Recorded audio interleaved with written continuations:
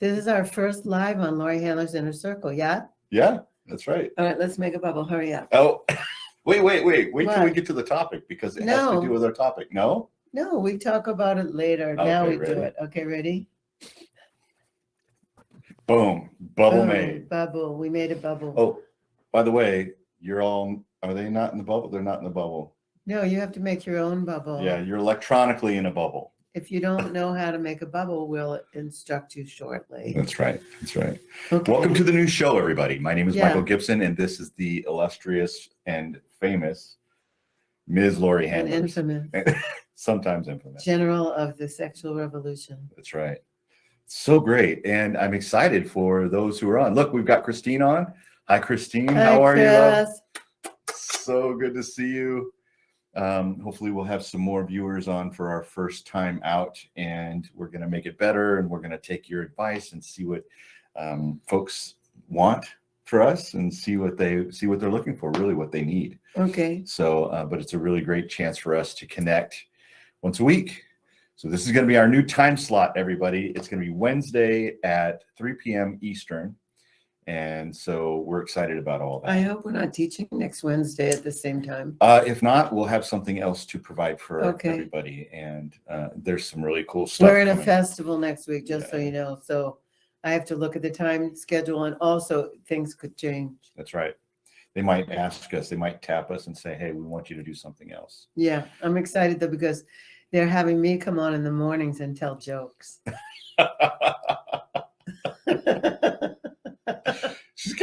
You've got a whole bag full of really funny jokes. I know. Yeah, well, they're not stock jokes, they're stories. Yeah. But so anyway, I'm excited about that. That's the first time anyone has invited me. I said, well, I need more of a role in this thing.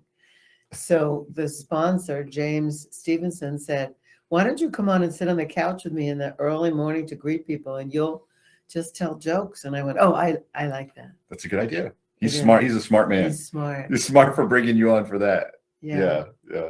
So this is our studio, and we're going to grow the studio in some ways, but currently what you're looking at is Laurie's living room, right? The long version of the living room. Yeah. This is where we get to kick back and watch movies and do all kinds of cool stuff. And so the reason I'm mentioning that is because this is a green screen behind us. I wondered why you were mentioning that. It's like, why would you? But we could be anywhere, literally anywhere, and always in Laurie's. I am always anywhere. Yeah, that's true. You were gone for 2 months. I was. A whole 2 months. And we'll talk a little bit about that in a bit.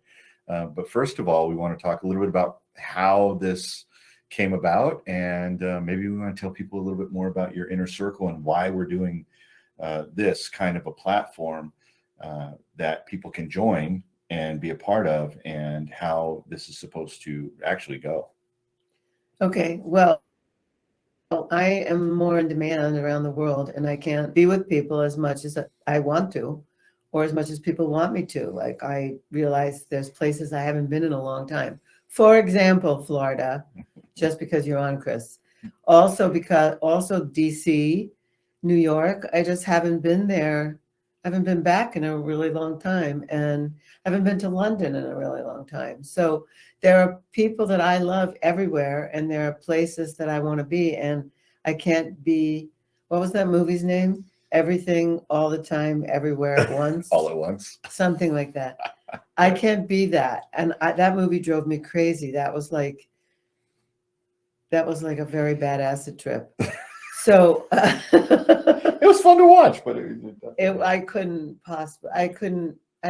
can't keep up with the whole part of my life.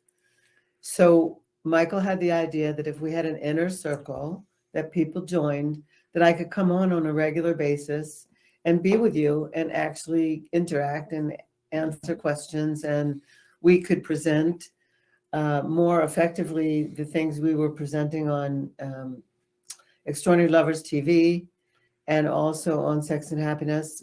These would be better if we did lives. So ultimately, you're the judge, not us. Right. But I know that I could commit to being in front of a camera a couple times a month. I don't know if I can be on 4 weeks of a month, but Michael has other plans. Well, yeah, we'll have interviews and others coming on to be able to fill your spot from time to time. And sometimes what we'll do is we'll bring them in and have them be on camera with me. That's the goal. The goal is to be able to provide really good ongoing content for people to be able not only to grow with, but also to commune with, like to be connected with. So that's the whole point of what we're doing here. The other thing is that inside of the inner circle, there's so much available. It blew my mind when I started looking up how much you've done over the years, like how many, festivals you've been in and how many times you've been on somebody else's podcast. I mean, in the hundreds, probably at least. Yeah, sure. And there's stuff we don't even have. We couldn't even find, or the podcast is no longer a podcast. Mm-hmm. There's a lot of material that's just lost. But of the material that's not lost, that you found, right? You found a lot. I did. I found a lot. And we have your movies in there, and we created it in a way where it's easier to find if you know what you're looking for. So we have Sex and Happiness Learning. We have there are several of your already created courses that you can step through on your own. So it's self-learning, everything from short ones to the long journey that you had, which follows your book. It's the Sex and Happiness Journey that you did with Brianna Kribire, and she'll be on here eventually. So there's that, and then there's another one that you did, which is what is it? Sex and Happiness Over 50. Right. And that was a test market to see if my content in the book was good to go, which, by the way, I'm happy to announce that the book is finally correctly listed on Amazon. So I'm going to do another campaign. The book's not in print yet. It'll be in print December 12th. I think. Yeah, December 12th. Of 2023. But people can pre-order the book, and I'd love to get it to bestseller before it's even in print. Like, how amazing would that be? Yeah. So I'm going to start another campaign. I just have to get it together. It could happen as close as tomorrow. Yeah. Or the next day. Yeah. And so you can help do that. You can tell your friends about Sex and Happiness. It gets better with age. That's right. It's a great book. Yeah, that's a good manuscript. Thanks. Eventually, we'll get Laurie on the microphone to read by the author, so we can get it up on Audible. Oh yeah, we have to do that soon. Yeah, so we have to do that now in conjunction with my publisher, so it's a little different process than we did last time. That's right. Anyway, it is. It just takes time. Yeah, that's all it does.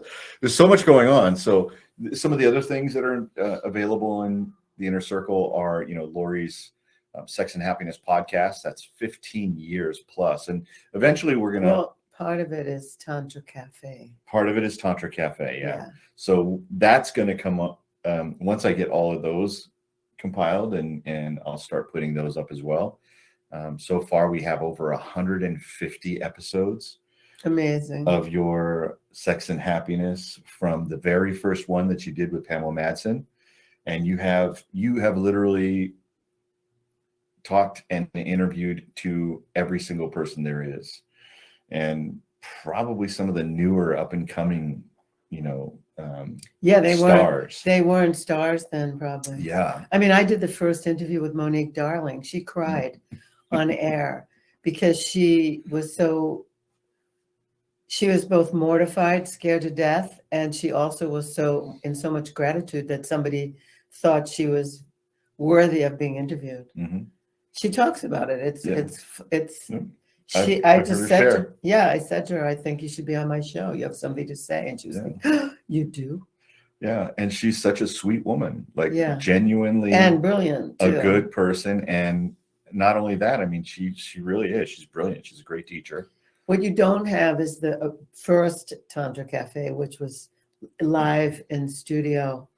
Oh, no, I don't have that. That was where I fired the station, and the station fired me. I can't quite remember what happened, but I used to go live to a studio in Lower Manhattan, and I had a tech, and he would take call-ins, and the call-ins were so stupid. The call-ins would go, "Hi, I went to high school with your guest." And I would go, yeah, okay. What a And dumb caller, shit. do you have a question? No, I just wanted to say I went to high school with your guest. Okay, good. Hang up. Hang up on them. I was not a good, I wouldn't have made a good call. At that time, you were the queen of hang up, right? Hang up on them. It's funny. So there was about a year of that before I actually got onto, I forgot what the network's name was. It wasn't Brad's network. It was a different network. Oh, okay. It wasn't Web Talk Radio. I was on something else first. Right. Or two other things. So you've evolved. Oh, essentially. Yeah. You went from being live in a studio in Manhattan to live in a studio in Phoenix, Arizona. I think the best thing is the story about how I actually started the podcast. You should tell that story. I was at the New Life Expo in New York, and I had to go to the ladies' room. So I let somebody take care of my booth while I was going to the ladies' room. And there was a piece of slick paper on the floor, like a postcard, shiny postcard type thing, which effectively is like a banana peel. And so I slid towards going to the bathroom at the New Life Expo. It was in the New Yorker Hotel. And I had to catch myself so I didn't fall down. So I looked down to see what this banana peel was. And it was a postcard advertising for new podcast hosts. It was at Tribeca Radio. That was the downtown New York thing. Wow. And I looked at it and I went, oh, that's me. And that's how I got my first podcast. I slid on their banana peel postcard. That's amazing. Well, because this has become our podcast, this is now our podcast, and we've evolved through a number of different podcasts. There was Sex and Happiness, right? And then there was Extraordinary Lovers TV, and now we're Inner Circle Live. Mm-hmm. And we're still undecided as to like, how do we, what brand do we come forward with? Because at the end of the day, really what we want people to do is to come join us in community. And that's what the Inner Circle does. We also want you to come join us at our Extraordinary Lovers experiences and our retreats. And those are ongoing, and we'll be scheduling more for next year. So we're really excited about that.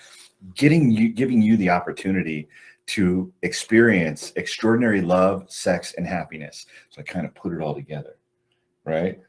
Is that cool? Very cool. I know. Good job. Thank you. Let's get to some other content. Yeah.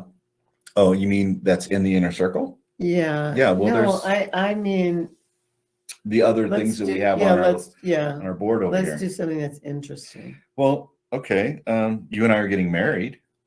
That's interesting. Yeah. When people ask me about it, I say it just feels so weird. You feel that way too, huh? Yeah, it's so weird. It's totally weird for me. Yeah. It's not in character. It feels a little strange for me as well. I remember when we met, I was like, don't try to have a relationship with me. Yeah, it was a boundary. I'm not good at relationships. I really felt like that. I felt like, what happens to me is I start to dilute in a relationship, and I stop being who I am, and all this stuff that was in my head. It was a big story.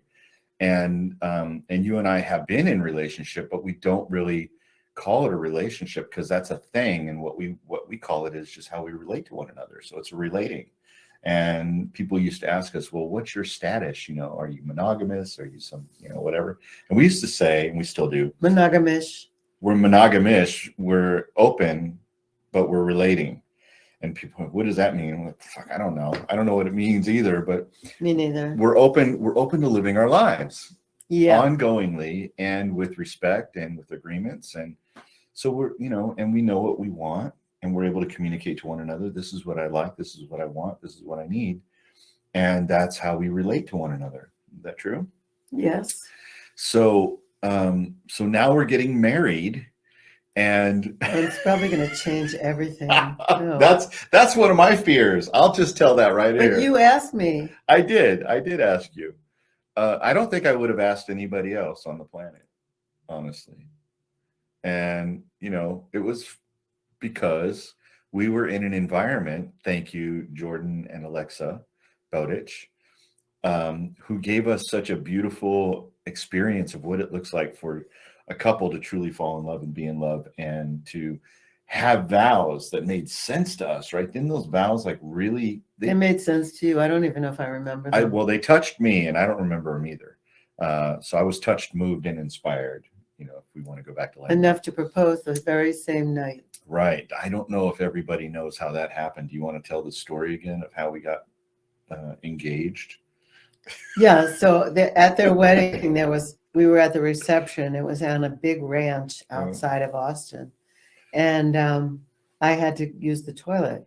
So I said to Michael, "I'm going to the ladies' room," which was a glorified porta potty. I mean, very glorified, a fancy porta potty. Fancy, classy, and I wood floors. You know. I couldn't actually open the door to it.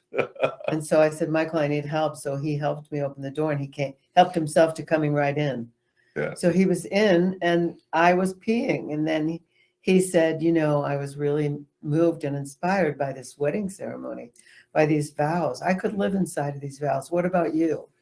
And I said, yeah. I didn't know what he was getting at.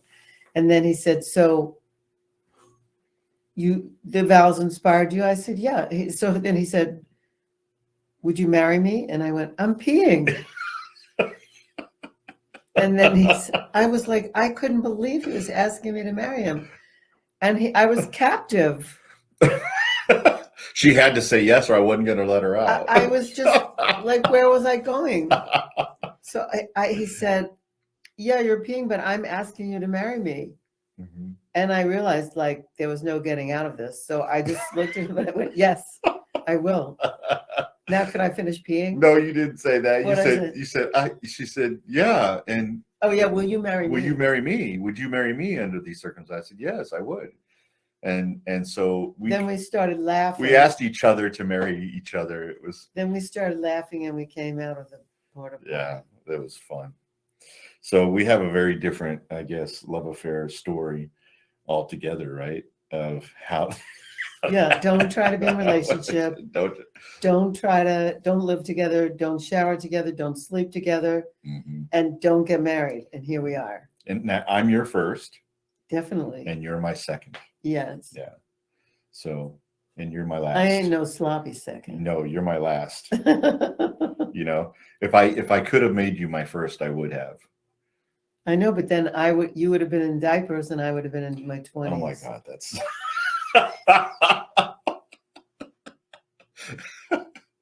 that is so fun. That's true. It's true. But I don't think your 20s wouldn't have been the perfect time for us to get. Probably when you were 50. Because that's when you really started into Tantra and living this life. Yeah, it is. Yeah. So I was exactly 46 when I started Tantra. And I would have been a lot more mature in my 30s than I was when I was sucking my thumb and my mom's tit. Yeah, that's probably not the good time to get married. Although I still love. Never mind. TMI. I know, right? I stopped myself. See, that's good, right? So our wedding plans are coming forward. We're getting married October 28th. October 28th. We have a full wedding list. I don't know how we're going to fit all these people into this house and into the backyard. They're all on diets, getting skinny for the wedding. So, and I'm excited about it. I'm nervous. I'm a little nervous. I don't want to mess it up, you know? And so it's interesting. What are you going to wear? Red. Red. You're going to wear a red dress? I am. I'm going to wear a black outfit. That's who I was going to call, but now I had to do this. I was going to get on the phone. I have to find out how they're doing with the dress. Okay. Yeah. Oh, they're making it right now? I hope so. Well, they better be. I mean, we don't have much time left. I got it. Hopefully they'll have the last minute I might have to go to the store and buy a red dress. I can't go with you. I can't see it, apparently.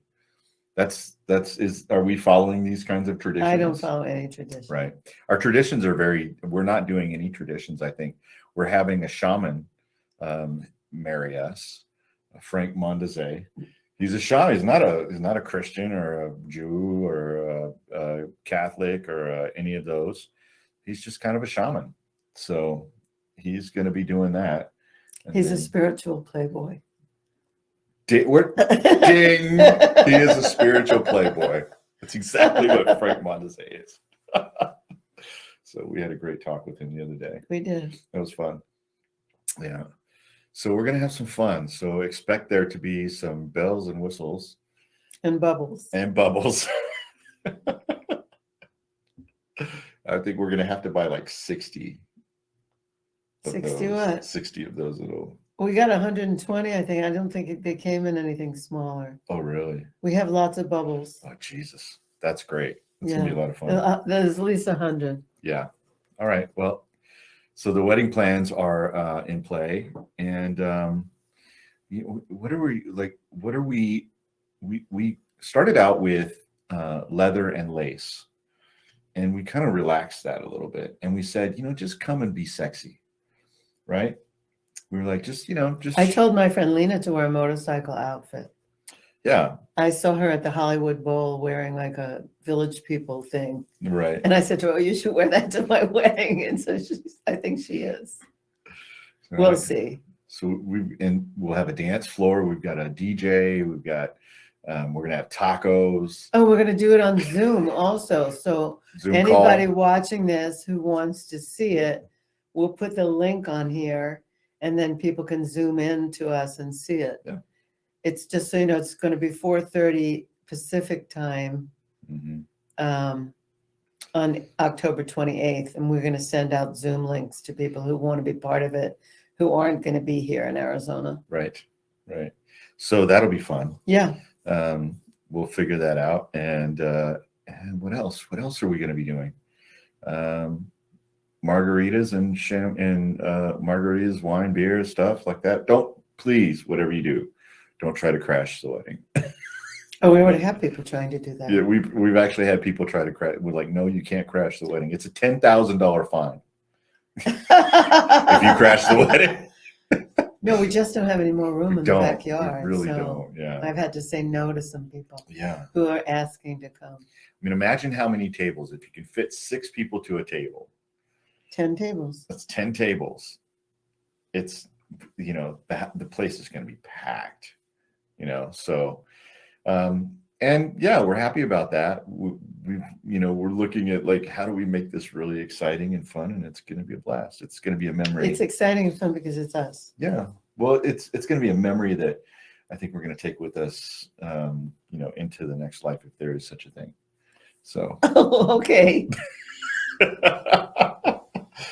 And you have to find me and I'll find you. Yeah, we'll do it like Jitterbug Perfume. Exactly. I read that book. I know. I read the book 3 times. You gave it to me and you were like, you've got to read Jitterbug Perfume is a really good book, people, if you want. Like Tom Robbins at his best. One of the best writers. Just the way his words are so delightful and eloquent. And so in Jitterbug Perfume, the 2 people vow to find each other through smell. And that's how they're gonna reincarnate and find each other in the next life. So that's kind of what I'm relating this to. Yeah. So that's amazing. Okay, so anything else about the wedding you want to share with our beloved audience of one? Who's gonna be here? Our audience of one is gonna be at she is gonna here be in here. Arizona when we get Well, married. her and John. Yeah. And I can't wait to hug on them both. Me too. Looking forward to that. What else? Yeah, it's exciting. Very exciting. So we do have, something that I wanted to mention about the inner circle. So what we thought would be one of the most interesting ways of having a community is to create a theme every month. And so inside of the theme, we'll be actually having conversations live during our inner circle lives. And so our themes are always put out as a newsletter. So if you're not on the newsletter, you won't know what the theme is. So you have to get on the newsletter and then you'll understand what the theme is. And we also post a newsletter inside of the inner circle. And I'm putting out an email soon about this that'll have a video that'll share with you exactly how to navigate the inner circle, what's available, and that kind of thing. Stay tuned for that. And it'll also be put up for everybody who's already in the inner circle. But the reason I'm mentioning this is because when we start to work towards a goal, we want to take on a monthly theme that helps us to move our relationships forward kind of together. And so this theme, the theme for September, is ritual, and how ritual plays a part in our relationship, and how it actually helps us to form closer bonds. I have a question. Go ahead.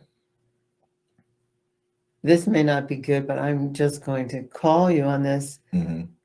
Okay, it's September 20 something right now. Yeah. So the theme, it's fine to talk about ritual today, but what if you had the inner circle all the 4 weeks of September? You wouldn't talk about ritual every single time. No, we would have, the topic would be ritual, and we would bring more rituals in, and we would talk about different rituals. Okay. So it wouldn't just be that we're talking about ritual. Right? Okay. We would share some of the rituals that we do. So, for instance, sex magic, we could talk about that as a ritual. We could talk about Lottie Han, one of the things that you do, you teach. We could talk about the bubble, one of the things that we do. And we can also talk about ways that you can use those rituals to help your relationship grow and flourish, and also get over some of the hard spots, right? Okay, so you would really talk about it every time. Yeah. Well, you would bring that in so that people could work inside of the theme on their relationship together. It's something that if they have questions, for instance, this is the reason for the live. If you had questions about a certain ritual that we do, and maybe you had a ritual yourself that you do, and you wanted to share that with us and with the rest of the members in the inner circle, that would be that's optimal. That's what we want. Okay. So although it's a topic, it's also a topic that you can share with us and the rest of the members, that will help us all grow together. That's the reason for the community in the first place, right? So yeah, thank you for saying that. And what's the ritual we're going to share with everybody today? We did it already. The bubble. The bubble. So you want to talk about That's the bubble? That's the most important ritual, I think. Oh yeah. Because it's the most common. Well, I learned it from you, and I learned it from you real time as our relationship was first starting out. It was so wild. We had just finished a podcast, the Edge podcast, which you can still find that podcast. Oh, you're going to put it in here? Not yet. I'm going to release it. So I'm teasing you. I'm teasing you about this podcast. But it was the Edge podcast when I was Mike G and the Edge podcast. And so we did this wonderful, amazing podcast. I learned so much about you real time during that podcast. And then afterwards, and we were sitting and you said you loved me. We had a glass of wine, and I said I loved you. I said it first. I couldn't believe it. Uh-huh. I didn't even remember until I watched it again. Yeah, and then oh my God, you said you loved me. I'm such a romantic. So then after that, we got together. This is the man that said, don't try to have a relationship with me. So then after that, we got together, and you said, all right, listen, I want to make a bubble. And I looked at you like you were crazy. What is a bubble? Go on. Everyone knows this. I tell everyone this. Right. When I'm teaching Esther and I teach the bubble, I say, and my partner looked at me and said, what? We're going to do what? We're going to make a bubble. The bubble's really important to define sacred space, to keep the rest of the world out of whatever the interaction is or whatever the relationship is for those moments. It's a segment in time, and it's surrounded and encapsulated by a bubble. And then the bubble is broken when you're finished in whatever the ritual time is, whatever the thing is that you were doing. Then you stop the bubble, and it's an intentional segment. Mm-hmm. Maybe I should backtrack and say that, I don't know when, somewhere in my 40s, I listened to the Abraham Hicks tapes.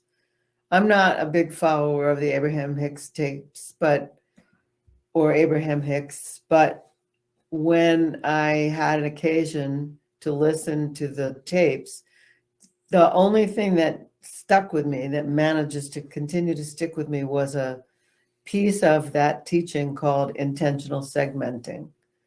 I don't even know if those are English words, intentional segmenting. But anyway, the beings known as Abraham spoke about intentional segmenting. They said you should take your day, break it up into segments, and see your outcomes. Like set your intention for each segment. So if you're driving, you see yourself arriving at your destination safely. If you're flying, you see yourself arriving at your destination safely. You see the whole segment positioned in a certain way, and then you see yourself at the end rushing into the arms of somebody or being greeted by your greeter or whatever it is. Right. So that you intend for each segment of your day and each segment of your life to fulfill the intention that you have. I know I'm using the word intention to talk about intentional segmenting, but to me, that made a difference. Yeah. So I intentionally segment my life and my days. I fly a lot. I travel a lot. I see myself getting to where I'm going, greeting my partner or greeting the people who are greeting me on the other side, wherever I'm going, the other side of the pond. And I see the same thing with connection. So if I'm connecting with you, we have an intentional segment Right. of how and what we're going to do and who we're going to be in that segment to the end of the segment. And so the bubble creates a ritual space around that segment of our life that we're setting an intention for. That's right. Instead of just free form flowing. Yeah. It gives purpose. I mean, if Landmark says that we're meaning-making machines and we make meaning out of everything, then I'm going to make the meaning that I want to make out of the thing rather than just let my head go crazy and make up some random story that doesn't serve. That's right. Yeah. I hope that communicates. It's like when I heard that Abraham tape, I said, I'm using this. This is really good. This will keep me on track and intentional when I drive, intentional when I fly, intentional when I'm having a conversation with somebody. Like, what is my purpose? Rather than just aimlessly cha-cha-cha. Yeah. Yeah. So that's pretty much how I live my life. And those of you who know me know that.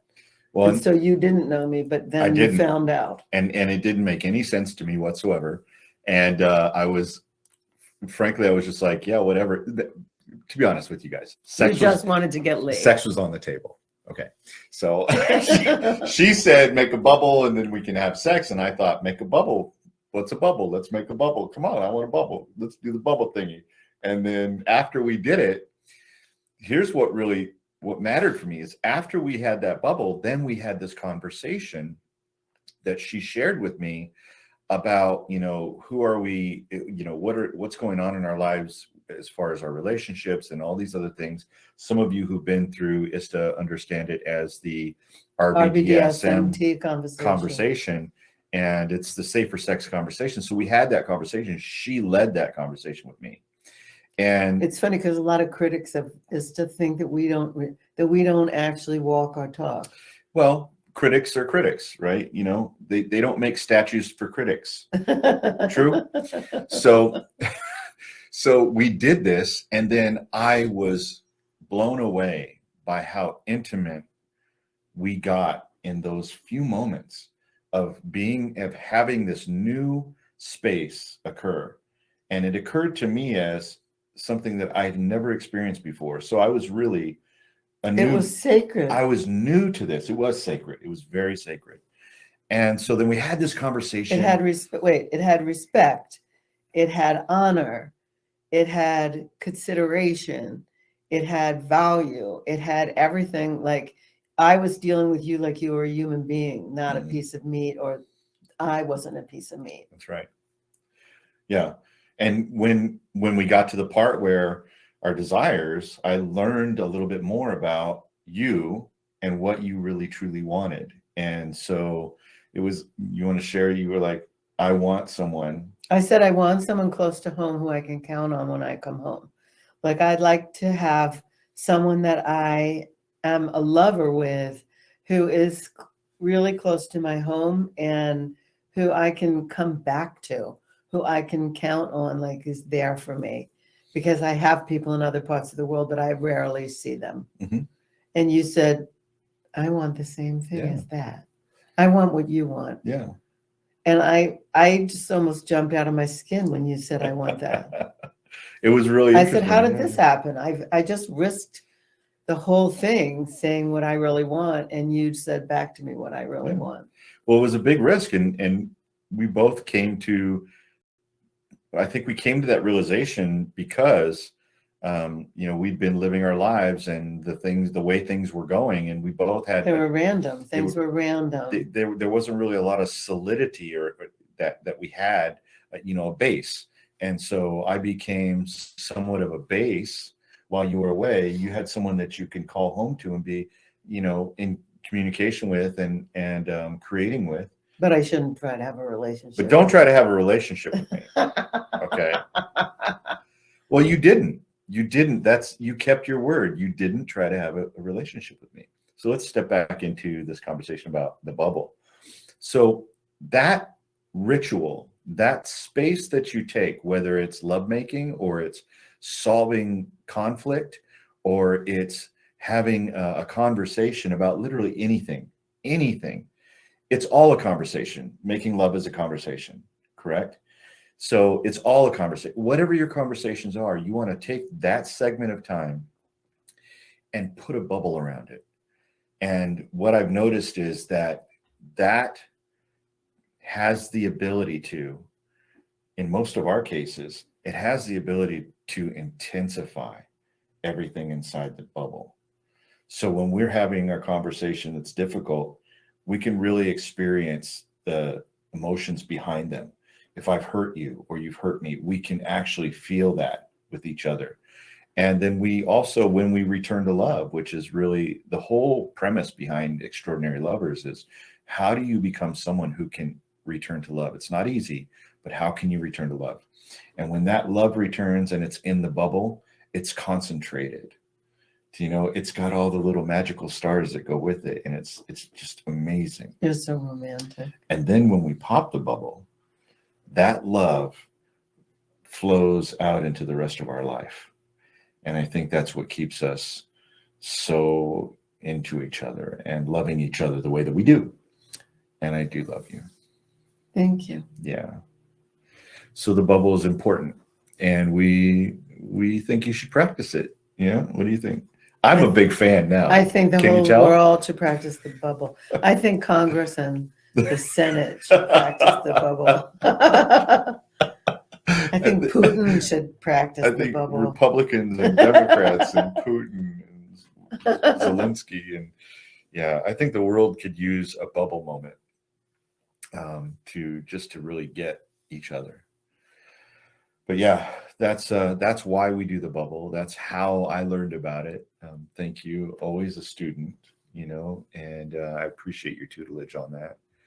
And it keeps us connected because there's no excuse, right? Whatever there is that's going on in your life, you can always return to that. You can say, hey, let's make a bubble. Let's make a bubble. Let's stop for a moment and let's make a bubble, especially if you're feeling heated. Maybe you want to do some emotional release, and that's another ritual that Laurie has taught me. But you want to take that time and segment it out and separate it out from the rest of life so that you can return to love.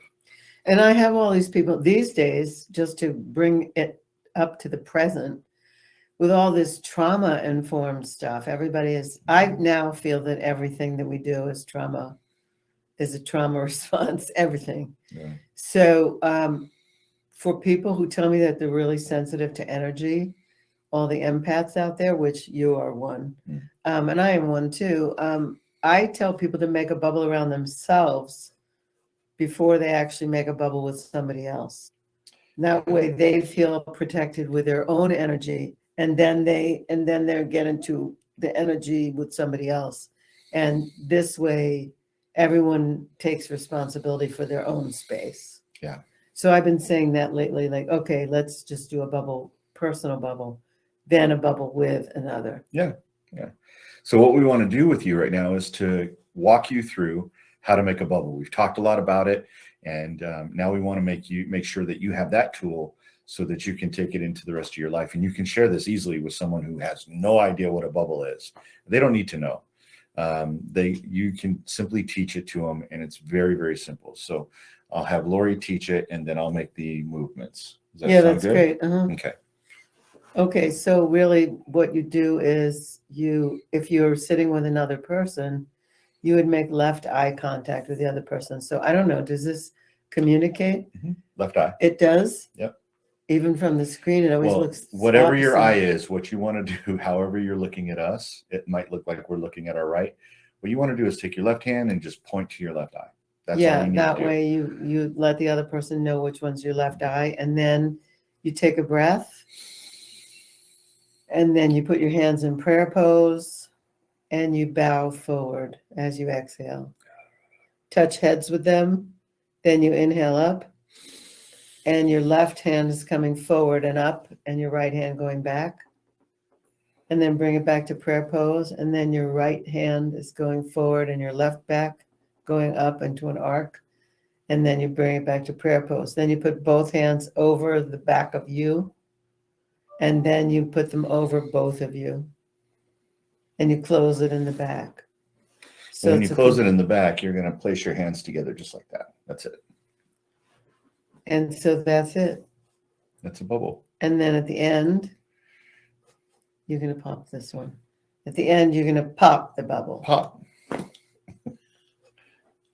And that's it. And you can make the bubble anytime with anyone. You just have to ask them to do it with you. Mm-hmm. Or, as you said, by yourself. You can make a bubble for yourself. Mm-hmm. If you need to be insulated from whatever is going on, whatever energies are happening in the world today, you can save yourself a little bit of trouble and make a bubble. I made a rhyme, honey.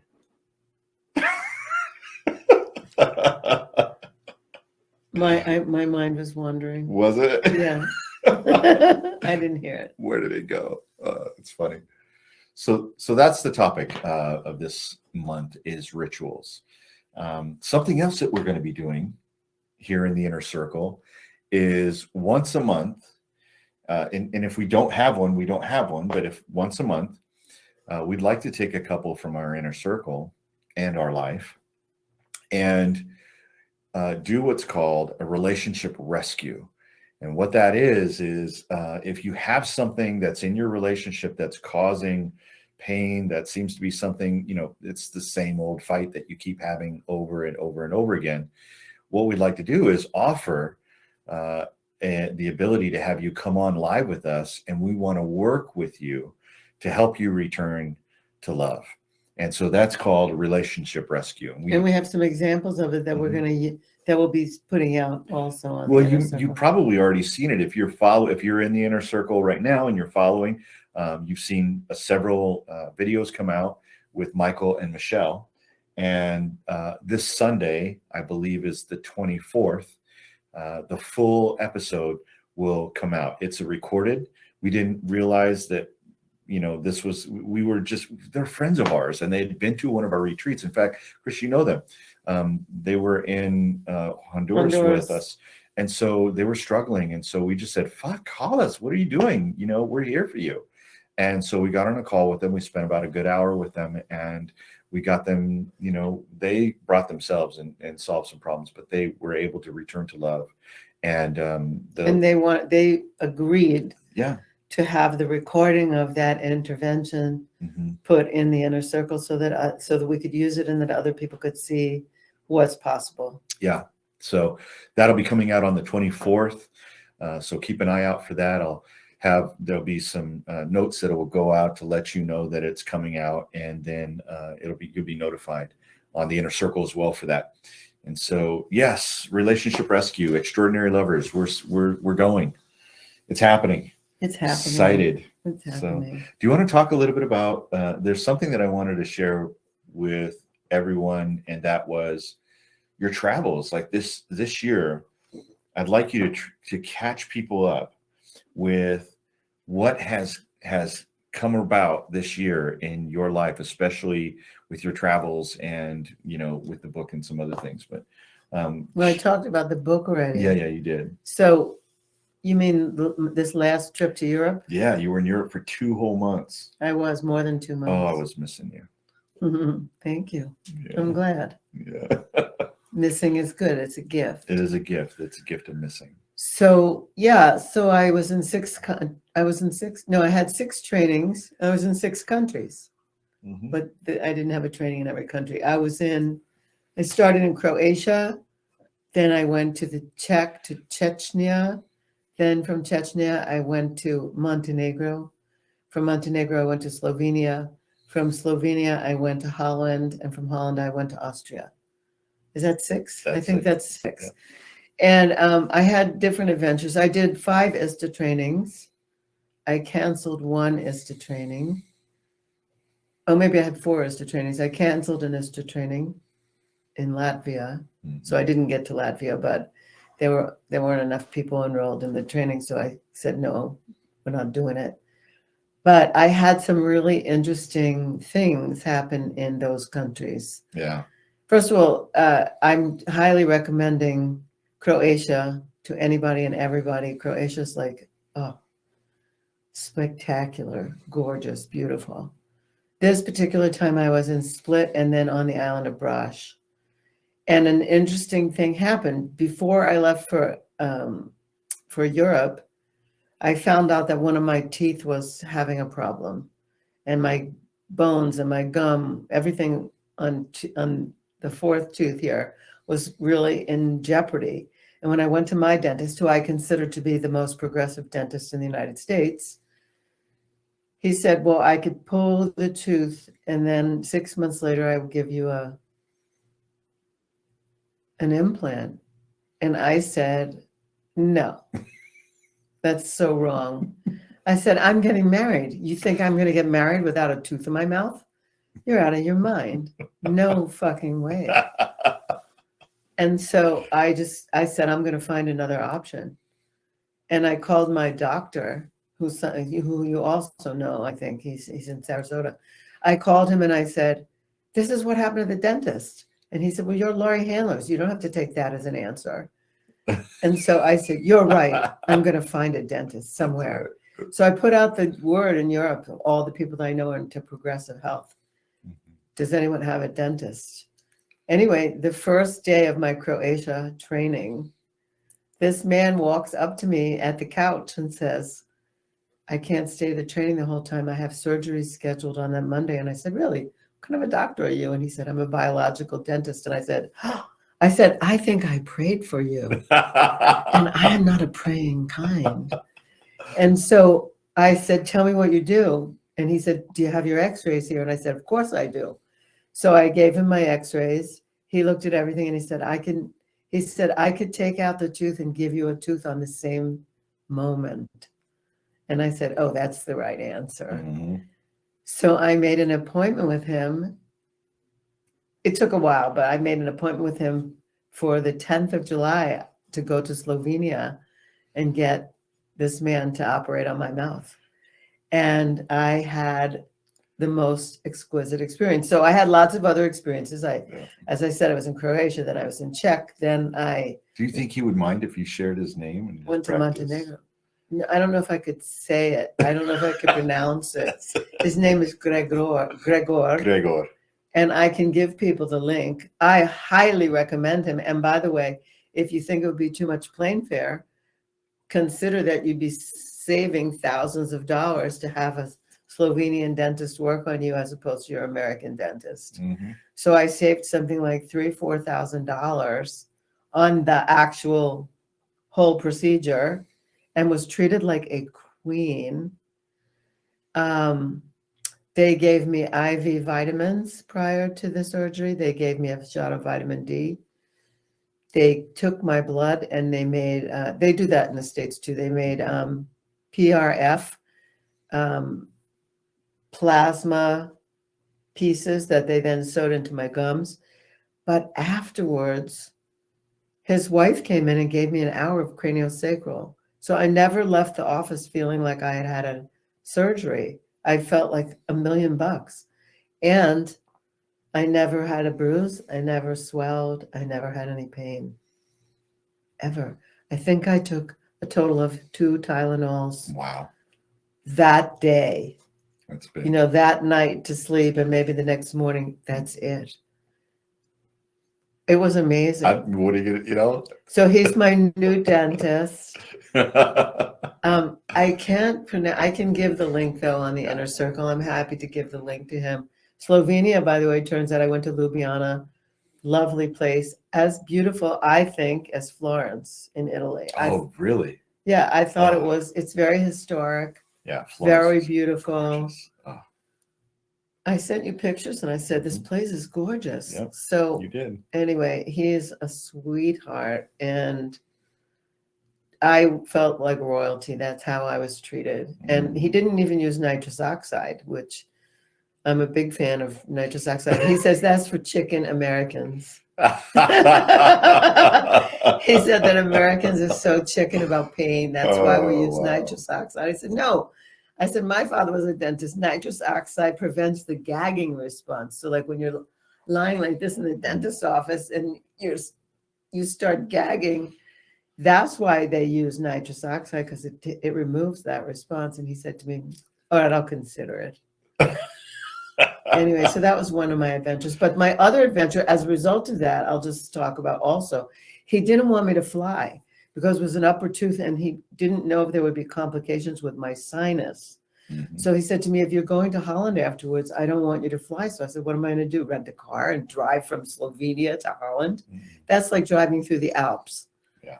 And I didn't. So I said, okay, I'll take a train.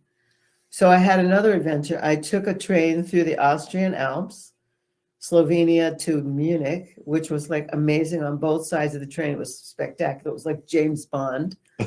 And then in Munich, I switched trains to a sleeper car. And you have a choice. You can be in a sleeper of 4 or 6. And so I picked 4, which I believe was second class. I don't know, or first class. It wasn't first class.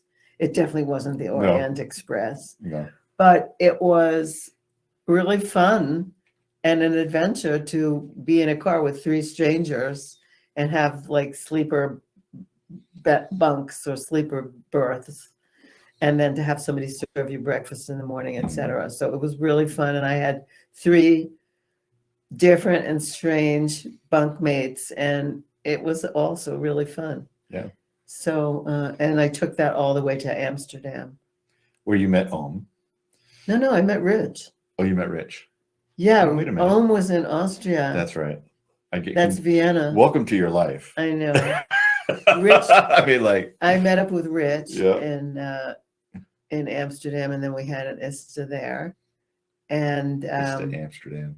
And then I flew to Vienna and I met up, and I did an ISTA, and then Ohm came. Yeah. So we did Tantra Meets BDSM in the last week that I was in Europe, and it was the best ever. Really the best. It's amazing. I love listening to your stories, especially when, so Laurie comes home and we do a dump. Like everything that happened, she usually shares with me. And I always ask you the same thing.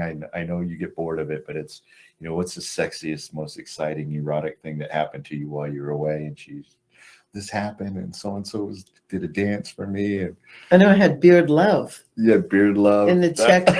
That was this time around. In Chechnya, I said, when we had a temple night, I said, let's have a station with beard love. And everyone wanted to know what that was. And I said, people with beards come and they rub their beards on people's bodies. So I was with Aaron Kleinerman there, and Aaron said, oh, Laurie Handlers wants beard love. So he stopped the whole temple and he said, Laurie Handlers is going to lie down on the mat. Everyone with beards, come and give her beard love. And everyone had a beard.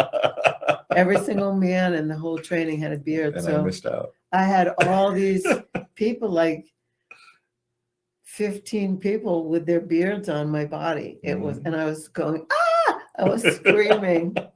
It was totally, you only have to tolerate it for 7 minutes.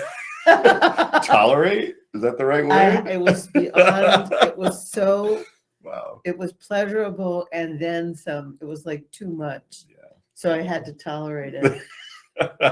Too much pleasure is not. It was so intense. Got it. It's funny. You crack me up, babe. Well, so that's, welcome to your life, right? These are the stories that you tell when you come home That's very exciting. So much fun. I also got to dominate someone. Did you? Yes, I dominated that's someone right. in Tantra Meets BDSM. Yeah. I had a spanking, slapping session with somebody Yeah. who reports that they can't feel anything. Mm. This person definitely felt something. Oh yeah. So you were able to dislodge that. Yes, I was. Good. Very good. I was able to dislodge numbness, the numbness of being a career soldier. Yeah. Well, thank you for your service. I appreciate that.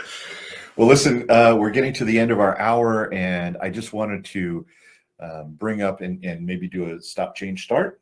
Yeah.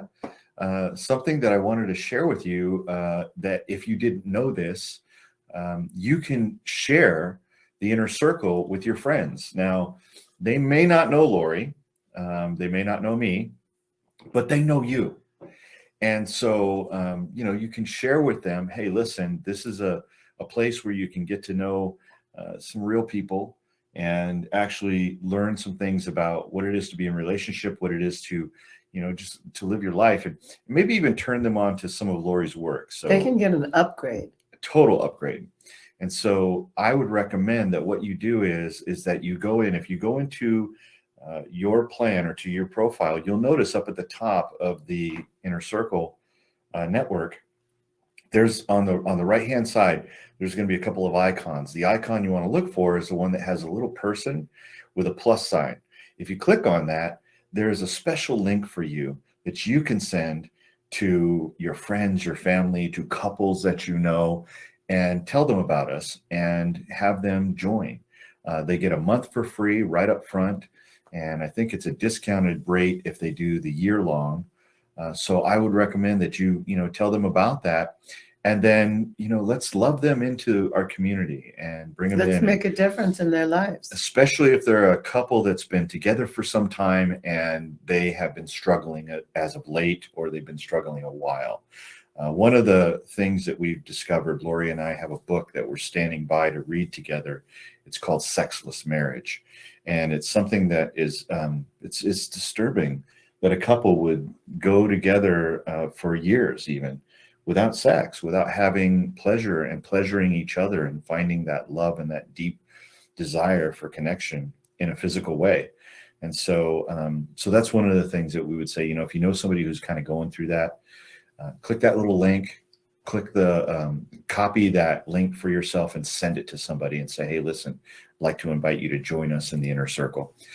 So do that. And also there's some things that go along with that, where the reason that you have your own special link is so that we can track it, so we can give you discounts and bonuses and things like that.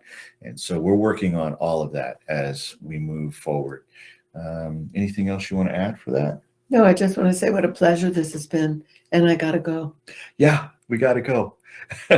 So next week, Wednesday, September 27th, we'll be right back. Not here. We're going to be somewhere else. We'll be in Central California. Central California. In a Tantra basically festival. doing a Tantra festival together. But it'll be the same time, 3 p.m. Eastern. So no matter where we're at, we're going to have something for you. We'll go live. Either it'll be Laurie and myself, or it'll be myself and somebody else at the Tantra festival, probably Laurie and me. And we'd love to see you then. So invite somebody to the Inner Circle. And eventually we take this as a podcast and then we put it out to YouTube, but that's not for another couple of weeks. And so you actually get to see this live, and they'll be able to see it live. And then eventually this will actually go into the Inner Circle as a recorded podcast or a recorded show, and then it'll get out to the world. But it's a 2-week delay for that. So you want to get people into the Inner Circle as soon as possible so they can see the live and they can also watch the recorded messages. Live before a studio audience. Where? Studio audience? Oh, right over there. Well, anyway, that's Chris. She's our live studio audience. So thank you so much for joining us. We really appreciate you. We love you. And we have to say, be extraordinary. Be extraordinary and return to love. That's right.